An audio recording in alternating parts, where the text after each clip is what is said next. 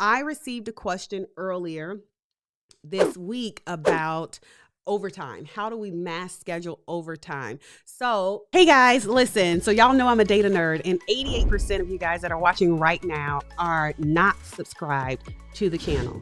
So, if you are finding value in this content, can I ask you to do me a favor? Could you subscribe to our channel? What this allows us to do is to continue to keep adding value, bringing insights and the latest in trends around customer experience, employee experience, business profitability, workforce management. Thank you so much for being here. You are truly valued. We appreciate if you would subscribe and follow us for more information. I'm going to show you that really quickly. So it's really important if you are attempting to do a mass scheduling of overtime that you have the overtime extensions as a part of the work patterns. So I'm not sure if you noticed this or not, but when I was in the system, okay, under work administration, work rules, and under the work patterns, you will see something, right, that says OT extensions. So this says that this person or anyone who's assigned to this particular work pattern, right, they can work an hour and a half overtime, an hour overtime, 30 minutes overtime, and this can continue to go.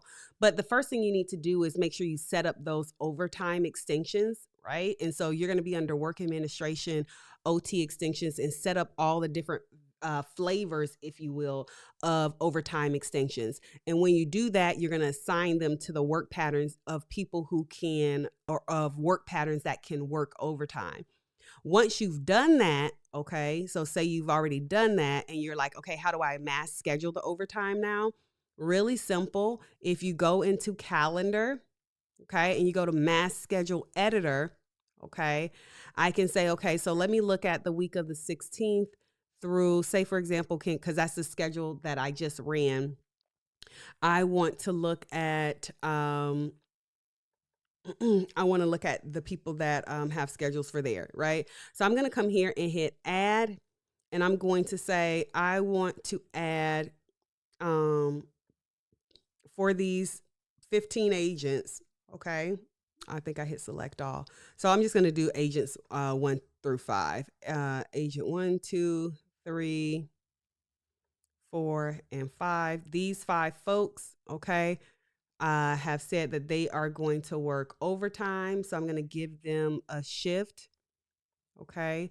I'm going to give them the OT extension here. And I'm going to say, okay, on the 16th, they are going to work, say, for example, you needed to call them in at 2 a.m.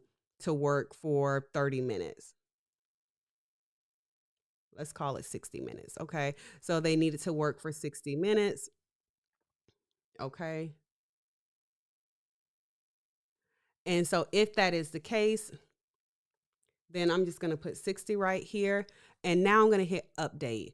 And when I hit update, you can see it says adding 5 of 5 assignments. So I just added OT for those 5 people for the 16th. Now, if I go back to the calendar, okay, for the 16th, okay, I can see that I have OT for those 5 people, okay? So that's how you do a mass schedule add of overtime for people who you're trying to schedule overtime for. So I hope that was helpful because I got that question on YouTube last week. So if you have any more questions, make sure that you reach out. Also, if you're like, hey, I'm struggling with anything specific to Verint and how you configure, how you use the tool, make sure that you're using your Verint University credits, okay? That's critical to making sure you're optimizing the tool and you're getting maximum utilization out of the tool. So you have Verint University credits, make sure that you're using those. If you're stuck on how to use those, make sure you reach out and I'll make sure I get you in touch with the right folks. Okay, until next time, you guys already know what to do. Go be great and let's make impact. See you guys soon. Bye.